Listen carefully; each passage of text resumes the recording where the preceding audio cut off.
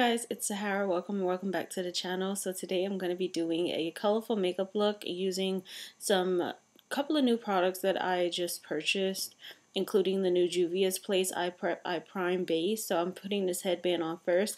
I'm going to use these e.l.f. eye tapes to make sure that I have a clean line when I do my eyeshadow. This is the new Juvias Place Eye Prime eyeshadow base. I have mine in the shade number 1. They only launched 3 shades so far.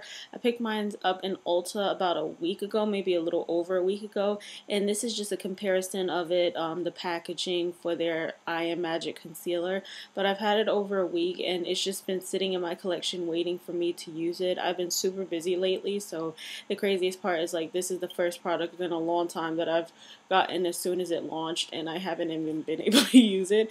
But it sounded really liquidy when I was shaking it up. I'm gonna let you guys hear it. Yeah, it had that sound to it, and I guess you're supposed to shake it up before you use it because maybe the product, settles and breaks apart when it's just in there, but you have to shake it up and then it's ready to come out. It is more of a liquidy formula. I've learned that as I was using it, so I would not say a little goes a long way. I would say that you can apply, as much as you need and it won't be too much.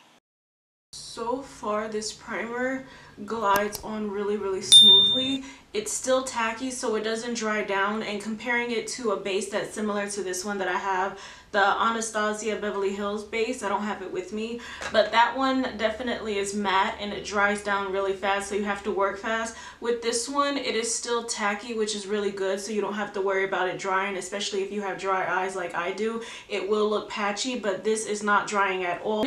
It is a really light base, but I don't think I would say that this is like a white base. I would think like it's like a skin tone, like a really pale skin tone, but I wouldn't say that it's a white base. But I would definitely say on medium to deeper skin tone like I have, you're definitely it's going to pull a little bit more white. Hopefully they do more shades, especially like a black base, because I have been looking for a black base primer for forever and I can't find one. Hopefully they'll extend it. For my first eyeshadow palette, I'm going in with the Makeup Revolution Color Book. This is the pink tone, and I just wanted to keep this part inserted right here where I showed the eyeshadows in this little setup. But those are not the ones that I'm going to be going in with. I'm pointing to the ones in the video that I'm actually going to be using. I had a different look in mind before, but I was like, I'm going to do something a little different in the video, so that's why I'm pointing to the eyeshadows instead of using the ones that I had set up. For this first shade, it is a really deep tone matte purple. To test out this eyeshadow primer, since I'm testing out an eyeshadow primer, I thought the best way to do it was to use all matte eyeshadows, all colorful eyeshadows, and besides just laying it down as an eyeshadow base, also cutting the crease with it as well. So I thought those 3 ways would be the best way to test this eyeshadow primer, so that's what I'm doing in this video. And then this next shade I'm going in with is like a light pink, and I'm blending that on top of this dark purple that I applied in the crease, and a little bit above the crease I'm applying it on top of it.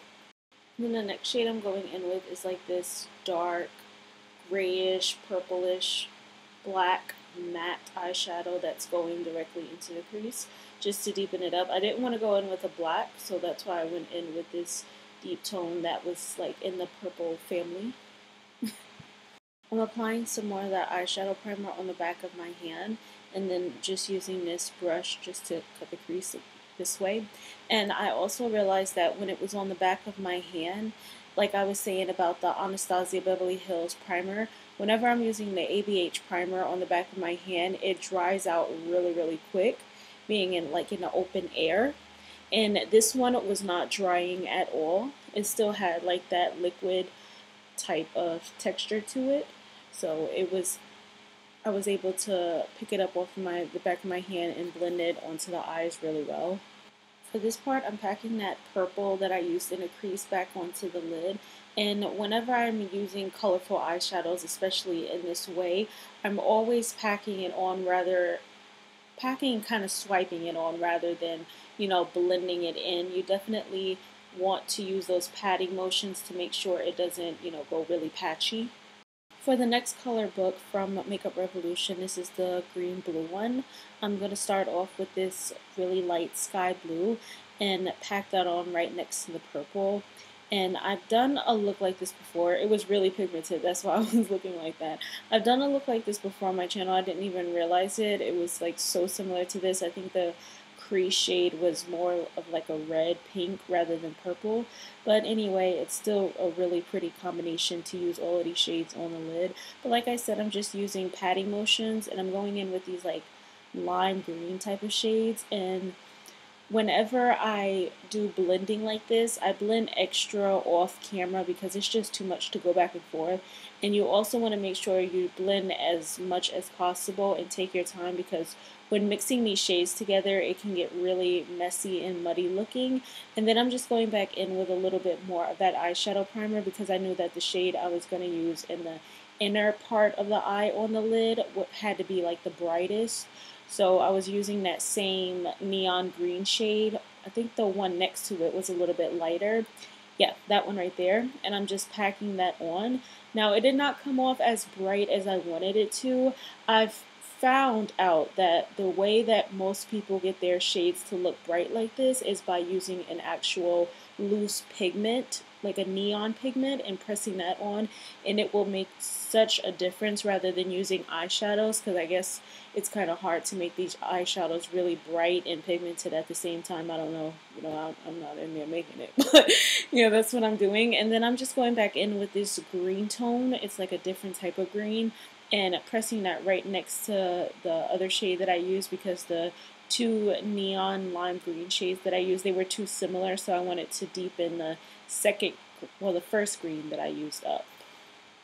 And also I wanted to mention, when going back in with some more of that eyeshadow primer, like building it up, it just builds up flawlessly and effortlessly, like nothing goes wrong. I heard that the P. Louise base, some people were having problems with it when you go back to build it up, but I'm not having any problems like that with this base. I've never tried the P. Louise base before. I wanted to try that one, but when I seen Juvia's place came out with it, I was like, I don't need to. So now I am going in with this LA Colors eye marker. This is in the shade blue. This was a last minute decision. I actually wasn't going to do this at first, but when I went back to see my collection, because I needed to figure out what lashes I was going to use, and I seen this and I was like, let me just do the blue. Now I'm not doing like a wing liner, I'm just keeping it on the lash line. And then I'm going in with these Ioni lashes from the Dollar Tree. This is a new style. I guess it was like a style, like a wispy style for Valentine's Day. I'm not sure, but the packaging looks like Valentine's Day. But anyway, yeah, that was last minute. And when I'm doing lashes, I always wait until I finish the eye look to decide on what lashes would go best with it. Trying to figure out lashes at the beginning is just not working anymore like I used to. I was like, let me just do the eye look and see what lashes would fit best. And of course, you know, the winged out wispy look is always best when the eyeshadow is winged out and wispy. For primer, I'm going to use this Glam Glow primer that I got. I think it's like a moisturizer. And then I'm also using this e.l.f. hydrating coconut mist, as well as like a refreshing mist, beginning first step. I thought that I got that on camera, but I guess I didn't record myself spraying my face. But yeah, I always use setting spray now. I do find that it makes a difference. I heard people say that it does, especially if you have dry skin, even though my skin is combination. It does make a difference to use a hydrating mist and then go in with a primer. But then I'm going in with the NYX Born to Glow foundation in a shade Neutral Tan and applying that all over the face. And this combination, using that hydrating coconut mist, this type of skincare moisturizer primer from Glam Glow, and this NYX Born to Glow foundation, it made my skin look so beautiful together. Like, the foundation looks so good, probably for the first time. And then for concealer, I'm trying these two new concealers. These were the next two new products, well, the last two new products that I was trying. This is the Milk Makeup Flex Concealer in a shade Golden Honey, I believe. And I'm trying this first. Now, this concealer is really good. Like, I did not think I was gonna like it, if I'm being honest, because for Milk Makeup, I have been loving Milk Makeup's products lately, but I just for some reason thought that this concealer was not going to give me any coverage and I wasn't going to like it for that reason, but it came out looking really good, and the concealer Golden Honey was a nice shade as well. And then I'm going in with this Laura Mercier Flawless Fusion Concealer. I cannot remember the names of this stuff at all, but I'm going in with this just in the center of the face and a little bit on top of that Milk Makeup concealer. Whenever I have two products from the same category to choose from, it's always hard to know which one to go in with, so I was like, let me just use both of them at the same time. But I'll use the Laura Mercier one in another video and give a second opinion on it. But then for cream contour and powder contour, I'm going to be going in with the Black Radiance Light to Medium cream contour and powder contour, but I'm using the cream one first, and then I'll use the powder one later. And this bronzer is such a nice warm tone bronzer. Very pigmented and creamy. I did spray some of that coconut mist in it to make it more creamy because I haven't used it in a long time, and it definitely dried out. But once you get it moist, it's very creamy and ready to go. And then I'm blending it out with the foundation brush that I used. For setting powder, I'm going to use the Beauty Bakery Flower Powder in the shade Yellow. I have been trying not to use this powder since I'm almost out of it, but I'm just going to use it up and then just buy another one because I love this powder. This powder is so good, especially if you have dry skin. It does not dry your skin out, and I'm able to set my whole face, especially after using, the NYX Born to Glow stuff. As long as you don't use a mattifying foundation, you should be good, but yeah, this is really good. And then for powder bronzer, I'm going to go back in with that Black Radiance one. And this powder bronzer is like the exact same tone as the cream one, so it complements it very well. And then I'm going back in with that flower powder just to clean up the bronzer. And I'm using this powder puff from Iman Cosmetics, and using a powder puff is actually really good when using powder and setting it with it instead of like a sponge. Don't get me wrong, using a sponge is really great as well, but still. And then for blush, I'm using this one from Makeup Forever. I don't know the shade name or number. Actually, I think it's just a number if I'm not mistaken. But I would have to try to lift it up and take it out of that compact, and that's just not happening. And then for highlighter, I'm going in with the Fenty Beauty Me Money and Hustle Baby highlighter. I'm going to apply it on the tops of the cheekbones, my nose, my little small forehead, my cupid's bow, my chin. I cannot believe I applied it on my chin. I said I wasn't going to apply it on the chin anymore because when you apply highlighter on the chin, it could easily look like you're sweating right there. So that's not the best place to do it. And then I'm also going to apply it on the brow bone too. I'm going back in with that e.l.f. Hydrating Coconut Mist to set the face as well. I only have a corner left of this, so I'm trying to hurry up and get rid of it. That's why I've used it so many times in this video, and start using some of the other setting sprays that I recently bought too. And then for eyeliner, I didn't know which one I wanted to do, the purple one or the blue one. These are both LA Colors eyeliners that I got from the Dollar Tree, and I'm using the blue one. The blue one was really pretty for this look, but I think the purple one would have been nice too, but I went with the blue one. And I'm using that same powder puff to help me press it, if you guys were wondering what I was using right there, because I don't know, it doesn't look like a cotton on it. For the lower lash line, I didn't know which green I wanted to use, so I'm using all four of these matte ones and just applying them with a definer brush on the lower lash line. And in my inner corner, earlier in the video, I actually pointed to a really light shimmery neon green shade to apply in the inner corner, and I already did that. I realized just now that I was talking about something else at that time, and I forgot to tell you guys, but I didn't go back in with it. It's already applied on there, but I just wanted to mention that as well, that I did use just one shimmer shade for this look. You can never not have an inner corner pop. And then for mascara, I'm using this Snapscara from Maybelline. This is the blackberry one. I thought the purple would go really nice on the lashes. I do have the blue one that they have as well, which I think the blue one would have been nice with this look too, but I went with the purple one instead. For lipstick, I'm going in the order that this Lazy Susan is turning in. I'm going to start with that Black Radiance one first, the purple tone. Then go in with the MAC one in a shade Whirl. And then for my last one, I'm going to go in with that Wet n Wild lip gloss, the nude one. Now this Black Radiance one, it is a purple tone. I don't know what it's called. I think their lipsticks just come in numbers. The stick form, like the one that I'm using right now, and their packaging always rubs off, so I wouldn't know what number it is anyway. And then I'm just applying it like this. I took some of it off in the center just to apply the MAC one in the center, and then I'm applying that Wet n Wild on top as the gloss. Now this gloss to me is more of like a milky tone. It's not my favorite, but when I seen it at the Dollar Tree, I thought that it would go nice since it would be a topper as a gloss, but I don't really like the shade, but I'm just using it anyway. But this will complete this look. Now on to the review part.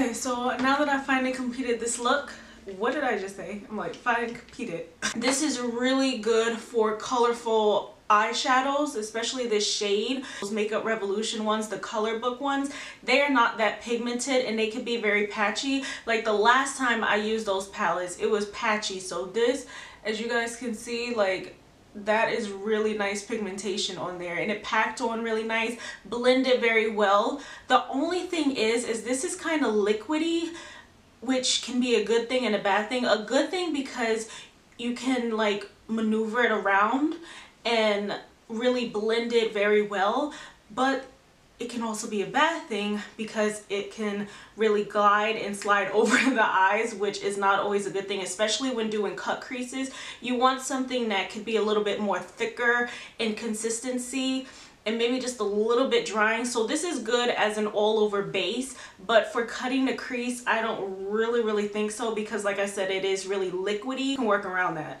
I'm just gonna say that right now. You can work around that liquidy problem. So as for these two concealers, the Milk Makeup and the Laura Mercier Flawless Fusion. So the Milk Makeup one is really good. It does say that it has medium coverage. I think it was medium coverage on the box. It's definitely more so leaning to like the light to medium, but medium. I would definitely recommend this as well. I think that it blended out so well. The coverage wasn't bad too, because you guys know I am a full coverage type of girl when it comes to makeup. If I'm not having full coverage, then why am I even wearing makeup? That's how I see it. I'd rather go full on glam. I'm surprised, like, because I could have sworn I had some dark circles, so I didn't think that it was going to cover it, but this is really good. And Milk Makeup usually has skincare benefits, so I feel like it was really hydrating under the eyes as well. It did crease. It only contains 0.2 fluid ounces, which is not a lot of product, and the packaging is not my favorite at all. I don't like these doe foot applicators anymore. I like flat applicators, which is what the Laura Mercier one was, but I don't feel like you really can get a lot of product out of this tube. And you can squeeze the tube if you want to, but I wouldn't recommend that. Now, obviously, about the Laura Mercier one, I used it on top of it because when I get too many of the same products, like when it comes to like, you know, using two concealers, I'm like, I just have to use both of them. And since they weren't going to be the same shade, that would have looked ridiculous to do one on one eye and one on the other side. So I went ahead and just used the Milk Makeup one first and then put a little bit of the Laura Mercier one on top of it and in the center. Both of them blended out really well. Both of them have like that medium coverage. The Laura Mercier one definitely has more coverage. It says that it's an ultra long wear concealer, and I think it has like full coverage. I'm not too sure. I didn't read any of these products except for the box that it came in. I should be reading them, but it's okay. Okay, so this is how the makeup looks up close. This is how the eyeshadow came out. I'm really thinking about getting like pigments to really make it pop, because I wanted this to be like a more neon green, and it's looking like just like a, I don't know, like a limeish green. Limeish? I don't even know. But anyway, that's not the point. The point is how these eyeshadows perform. Concealer still looks really good, has really great coverage, and it's still creasing, which is, you know, just the reality for me personally. The eyeshadows look really good, seeing that they are like a patchy type of eyeshadow. That's how these what are these called? Makeup Revolution Pro. I don't know, Makeup Revolution changes their name so much, so it's hard to know. But the mattes definitely perform way better than they did before I used this base, so it's really good base for it. One side of my hair is always higher than the other one. Like this side is always the curls are always tighter. But anyway, I think my curls have been looking really good lately, which is why I've been wearing my hair more natural. I finally found a curly routine for me that actually works, so I can wear my hair natural more often. And you guys see my curls, like, they are defined. Maybe I'll do like an updated curly hair routine, I don't know, but that's not part of this video, so I'm gonna go ahead and click off.